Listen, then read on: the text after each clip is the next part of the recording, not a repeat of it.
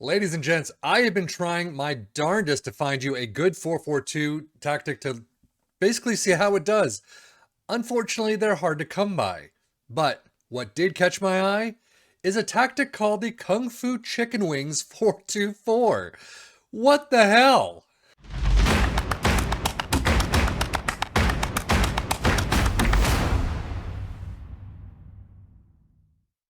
Yes, you heard me right. The Kung Fu Chicken Wings 4-2-4. How the heck could I not take a look at this tactic? I've looked at Mr. Bean. I've got a couple more that are pretty interesting on the way, but Kung Fu Chicken Wings takes the cake. So it is a standard 4-2-4 for the most part. It is attacking mentality. It is apparently Asian in style. I don't know what this means, but you do have a sweeper keeper in defense. You have two wingbacks in attack. You have two ball playing defenders in defense or in defend. You have a defensive midfielder in defend, a segundo volante in support, an inside forward in attack, a winger in attack, and then two advanced forwards. There, come on, there we go, in attack. And that's the tactic. In possession, fairly wide attacking with pass into space, shorter passing directness, much higher tempo, low crosses, and work the ball into the box. In transition, counter press, counter, distribute quickly, distribute to the fullbacks, and throw it long. Out of possession, high press line of engagement, standard defensive line, and then they always standard trigger press much more often and prevent short goalkeeper distribution. Opposition directions? Nope, nothing.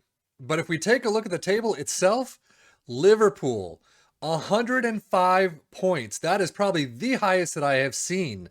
34 wins, 3 draws, 1 loss, and you can actually see the losses to Aston Villa, a draw against Aston Villa. Aston Villa doing very well in 5th, but 105 points. Absolute insanity right there. Aston Villa in 5th, so in Europa League spot, 21, 5, and 12 with 68 points. Everton, supposed to be 16th, came in 14th, so this doesn't really work all that much for them. 12, 9, and 17 with 45 points. I might actually just want to start a tactic where it's Liverpool and Man City and that's it. Because obviously it worked very well for Liverpool. 105 points. Jesus. Aston Villa, it definitely worked for them getting into Europa spots.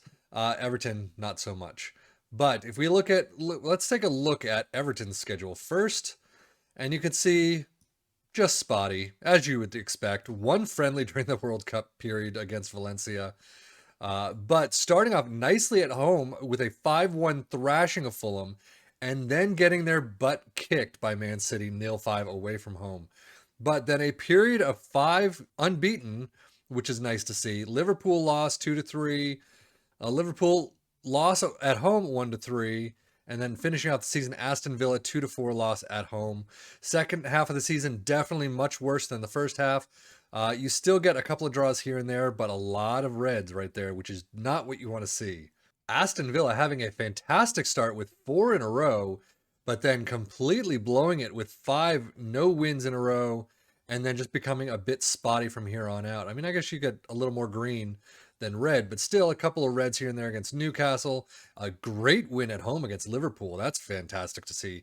Fulham, a loss with 0-1. That hurts. Bournemouth, that's a fantastic win right there as well. And then, of course, Brighton and then Brighton, as you would expect. But second half of the season starting with a loss to Manchester United at home 1-4. A fantastic run here from the 29th of December all the way to January 25th, so a full month almost. But unfortunately, a loss, but then starting right back up, and then it gets really spotty at the end. Liverpool 0-0 away from home. Everton 4-2 win away from home. Overall, there's Liverpool's 4-1 win at home, Everton's 0-1 loss at home. So overall, a much better job than Everton, but this is where we're going to see it. An absolute monstrous sea of green. There's that 1-4 loss away from home. That is, I mean, your players are skyrocketing at this point in October, and then a 1-4 loss, but coming back. Look at that, 7-0 to Crystal Palace, 5-0 to Red Bull, and then 4-0 to Leeds. That is coming back from a loss in a most perfect way. But Real Madrid, a loss in a friendly match. Again, not many friendlies whatsoever. But overall, I mean, A loss in the FA Cup quarterfinals against Arsenal. Nothing else. That is it. I forgot there was only one loss in there. But Champions League semis against PSG, quarters against Barcelona, round of 16 against Juve. They have not had an easy time, and they've won them all. That is insane, except for this away match against PSG, but still a draw. And then a 4-0 thrashing at home, and then kicking the crap out of Real Madrid in extra time. Not really kicking the crap out of them, but winning against Real Madrid in extra time, 5-4 in the Champions League final. That is payback, my friends. That is definitely payback. And if we look at the competitions, I'll just look at Liverpool as usual. 105 points. That's trophy number 1. Beating Real Madrid in the Champions League final. That's trophy number 2. Knocked out in the quarters by Arsenal in the FA Cup. Trophy number 3 comes at the Carabao Cup against Aston Villa. 2-1. That's I mean, at least Aston Villa got to a final. And then the FA Cup, FA Community Shield against Man City.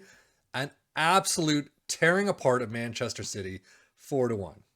That is amazing to see. You never see that. Usually it's 2-1 at most. Then if we look at the Premier League stats, most goals, Liverpool with 124, Aston Villa with 88, Everton with 64. Most possessions, usually nobody. Liverpool with 52. But most shutouts, there you go. Liverpool with 20 shutouts in 38 matches. Most shots, Liverpool with 845 to Man City's 773. Everton and Aston Villa, 592 and 588 apiece, so right there at 5th and 6th. Most points per game, 2.76. Aston Villa at 1.79, so not bad at all. And if we get into the player overview for the Premier League, Erling Haaland with 49 freaking goals. He is all over the place. I mean, usually he's really high in the, total. Usually he's really high in the amount of goals he has in his full tally. But I've seen him at 30. I've seen him at 50 or thereabouts. Mohamed Salah with 38. Danny Ings with Villa at 32. Ollie Watkins with 23. Most assists, Eriksen at Manchester United with 22. Alexander-Arnold second with 15. Wow. Salah with 14. Salah's an assist machine in these tactics. Most player of the match awards, Salah with 15 or Haaland with 14. And then Dominic Calvert-Lewin at Everton with 6. And what else do we want to see? Most shutouts, most key passes. Trent, there you go. Most shots, Haaland and Salah, 237. Freaking A. Danny Ings with 107 and Ollie Watkins with 100. And I will finish out as usual on the total stats overall for these three teams. Top goal scorer is Mopé. Is that how you have to pronounce it? Mopé? 23 goals. Highest average rating, Dominic Calvert-Lewin with 742. Fantastic there. Most assists, Patterson with 9. And the most player of the match awards, Calvert-Lewin with 8. And if we look at, we look at Aston Villa, you can see Danny Ings with a whopping 40 goals. That is amazing to see.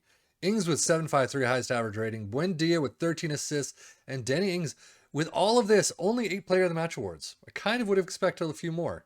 Oh well. But Liverpool, there you go. Titled by far, 20 freaking points. Mohamed Salah with 65 goals in all competitions. That's pretty good. It's a pretty good year. Mohamed Salah with an 8.04 average rating. Fantastic. Most assists, 25 by Alexander-Arnold. And then most player of the match awards, 24. There you go. There's the number I'm more expecting. But Salah with 24 player of the match awards. Absolutely phenomenal. No question that this tactic is for at least some teams. Everton, definitely not so much. I don't know. I am not an analyst. I don't really know why Aston Villa rises so quickly and Everton very little. You can expect Liverpool, you can expect Man City, maybe Manchester United, the top 6 to do fairly well with a lot of these tactics because of the players they have, the quality that they have. Aston Villa, I don't know. Actually, you know what? Let me go to Aston Villa's squad quickly. How do they do? Goals, 40 for Ings. Ollie Watkins with 24. Coutinho with 7, but 12 assists. I was wondering, actually, in my mind, are people like Leon Bailey, like Coutinho, are they just helping drive the team forward? 40 goals for Ings is pretty fantastic. Maybe it's that you just have top quality strikers up top. I mean, Danny Ings may not be for Liverpool or Man City anymore, but is still a good striker from what I've seen and heard. But maybe it's you want the top quality in the full attack, the front four, and then the bottom half, you can deal with some halfway decent players, some average players, but it's really the top section that's really what's driving it forward. The wingbacks too were both in attack. So I don't know, but Liverpool doing fantastically well, probably the best I've seen throughout all of these tactic talks. Aston Villa doing a phenomenal job as well, finding themselves in 5th with the Europa spot contention, and Everton in 14th, rising only 2 spots from where they were predicted. Not great for them. So it's half and half. But anyway, that does it for me. 7FM. Again, if you know of a 442 that you want me to take a look at, please let me know, because I have not found anything that has any kind of information on it whatsoever. It's always something like, hey, I've got this 442 tactic, publish, no information, nothing else. Don't even know how it did in your own saves, but what are you going to do? But that is it for me, 7FM, saying thank you so much for watching from the Football Manager blog channel. Take care and enjoy.